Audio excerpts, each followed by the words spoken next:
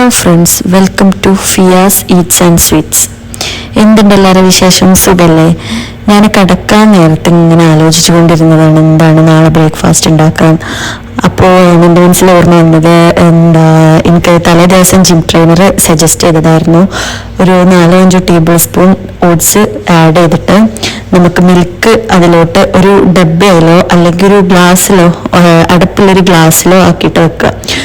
Milk add ചെയ്യുക. Milk almond milk ആവാം, normal ആയിട്ടുള്ള മിൽക്ക് ആവാം, അത് നിങ്ങൾക്ക് ഏതാണോ ബെറ്റർ ആയിട്ട് തോന്നുന്നത് അത് ആഡ് ചെയ്യുക. എന്നിട്ട് ചിയാ സീഡ് ആഡ് ചെയ്യുക, ഹണി ആഡ് ചെയ്യുക.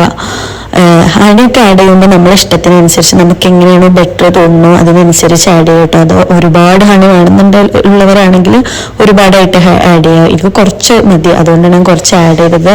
എന്നിട്ട് നല്ലോണം മിക്സ് ചെയ്ത് കൊടുക്കുക. ഒരു കപ്പ് യോഗർട്ട് ആഡ് ചെയ്യണം.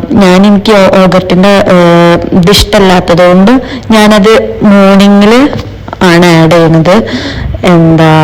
മോർണിംഗിൽ അത് ഫ്രിഡ്ജിൽ വെക്കണം. തലേ ദിവസം ഇതൊക്കെ മിക്സ് ചെയ്തിട്ട് ഫ്രിഡ്ജിൽ വെക്കണം. ഞാനത് മോർണിംഗിലാണ് യോഗർട്ട് ആഡ് ചെയ്യണത്. കാരണം എനിക്ക് യോഗർട്ട് കൂടുതലായിട്ട് അതിന്റെ പുളി വരുന്നത് എനിക്ക് ഇഷ്ടമല്ല. പിന്നെ നമ്മളടുത്ത് അത് നമ്മൾ കുടിക്കാൻ നേരത്തെ നമ്മളടുത്ത് ഏതൊക്കെ ഫ്രൂട്ട്സ് ആണോ ഉള്ളത് അതൊക്കെ ആഡ് ചെയ്യാം. അതായത് ആപ്പിള്, മുന്തിരി, സ്ട്രോബെറി ഉണ്ടെങ്കിൽ സ്ട്രോബെറി, ബ്ലൂബെറി ഉണ്ടെങ്കിൽ ബ്ലൂബെറി ഒക്കെ നമുക്ക് ആഡ് ചെയ്ത് കൊടുക്കാം.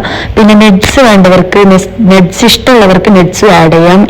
എൻ്റെ കയ്യിൽ ഇപ്പൊ നെറ്റ്സ് ഒന്നും ഇല്ലാത്തത് കൊണ്ട് നെറ്റ്സ് ഞാൻ ഉപയോഗിക്കാത്തതാണ്. അതായത് നെറ്റ്സ് ഞാൻ ബ്രഞ്ച് ആയിട്ടാണ് യൂസ് ചെയ്യുന്നത്, അതുകൊണ്ടാണ് ഞാൻ ബ്രേക്ക്ഫാസ്റ്റിൽ അത് ആഡ് ചെയ്യാത്തത്. അപ്പോൾ വളരെ ഹെൽത്തി ആയിട്ടുള്ള, വളരെ നമുക്ക് ഡയറ്റിനൊക്കെ യൂസ് ചെയ്യാൻ പറ്റുന്ന ഒരു ബ്രേക്ക്ഫാസ്റ്റ് ആണ്. എല്ലാവരും ട്രൈ ചെയ്ത് നോക്കുക. Thank you.